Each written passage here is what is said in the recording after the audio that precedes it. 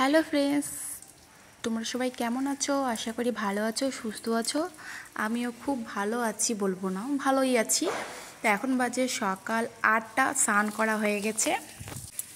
স্নান করা, পুজো দেওয়া, সকালে সব কাজ কমপ্লিট। তো আজকে অনেক দিন পর মনে হলো যে সকালবেলা একটু চা আর মুড়ি মাখা খাই। তো অনেক দিন থেকেই খাওয়া হয়নি, মানে চা তো আমি খাই না, মুড়ি মাখা এরকম টিফিন আমার একটা করা হয়নি। তো আজকে ইচ্ছা করলো, কেননা আমিও তো মানুষ না, আমি একটা মা হয়ে গেলে কি আছে, মানে আমারও তো ইচ্ছা, শখ, আহ্লাদ হয়। একটা যে মেয়ে যে আসে বিয়ে করে শ্বশুর বাড়িতে, তো সে কি শুধু একটা মানে বউ আর একটা বাচ্চার মা বা সংসার সামলাতেই আসে? তারও তো নিজের একটা ইচ্ছা, আহ্লাদ, শখ থাকে, বলো।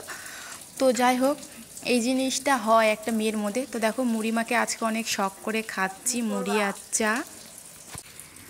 তো আজকে তোমাদের সামনে একটা সত্যি কথা বলবো।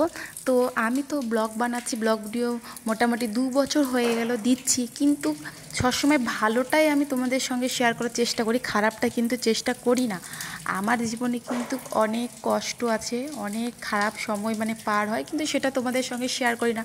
কেননা সবাই ভালোটাই দেখতে পছন্দ করো, খারাপটা না। তার জন্য কিন্তু আমি খারাপটা কোনো সময় করি না।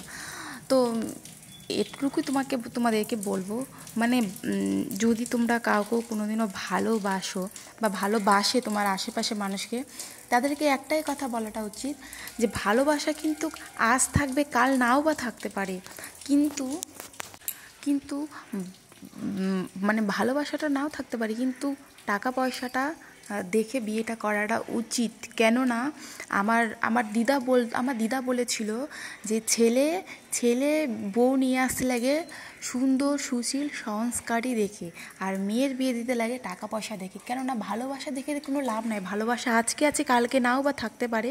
তার জন্য টাকা পয়সা, ঘর বাড়ি দেখে বিয়েটা দেওয়াটা উচিত। তো এগুলা কথা তোমাদেরকে কেন বলছি আজকে, কেননা মানে কি না, আজকে না আর কেন জানি খুবই ভিতরটা খুব মোচড় দিয়ে উঠছে, আর ভালোই লাগছে না। তো তোমাদের সঙ্গে শেয়ার করতাম, কেননা করছি না, কেননা আমার মানে অনেক চেনা পরিচিত মানুষ দেখে আমার ভিডিও। তারপরে হচ্ছে আমার বাবার বাড়ির ওদিকেও অনেক কেউ দেখে। তার জন্য আমি চাই না যে আমার কষ্টের কথাগুলো বলি বা কিছু। তো এটাই আর কি, অনেকটা আমার সংসারে অসুবিধা হয়, মানে অভাবটা আগে হতো। হ্যাঁ, খাওয়া দাওয়ার দিক দিয়ে যে কষ্ট বলবো সেটা না, সেটা হতো, আগে হতো, কিন্তু এখন আমার খাওয়া দাওয়ার দিক দিয়ে মানে কষ্টটা হয় না। মানে তোমরা তো যারা আমার ডেলি ব্লগটা দেখো তারা তো জানোই যে আমার একটা ঘরে আমি রান্না বান্না করি, ওই ঘরে খাই, ওই ঘরে জামা কাপড় সব কিছু থাকে। মেয়ের পড়াশোনা, পড়াতে আসে, ওকে যখন পড়াতে আসে তখনকার বাইরে বের হয়ে থাকতে লাগে। তো বুঝতেই পারছো, একটা ঘরের মধ্যে অনেকটা অসুবিধা, অনেকটা কষ্ট হয়। একটা সংসারে কিন্তু একটা ঘর দিয়ে সংসার হয় না।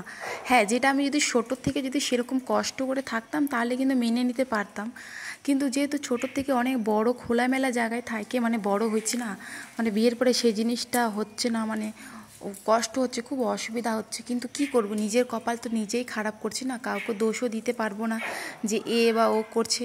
নিজের কপাল, নিজের দোষ, আর কিছুই বলার নেই। মানে ভীষণ কষ্ট লাগছে, ভীষণ খারাপ লাগছে। তার জন্য আজকে তোমাদের সঙ্গে এই কথাগুলো শেয়ার করলাম। তাও আজকেও শেয়ার করতে চাইছিলাম না, তো ভাবছি যে হ্যাঁ, তোমাদের সঙ্গে সব কথা শেয়ার করলে হয়তো মনটা হালকা হবে, হয়তো ভালো লাগবে। তো আজকে আর না বলে থাকতে পারলাম না, তাই তোমাদের সঙ্গে শেয়ার করে নিলাম। তো সবাই ভালো থেকো, সুস্থ থেকো।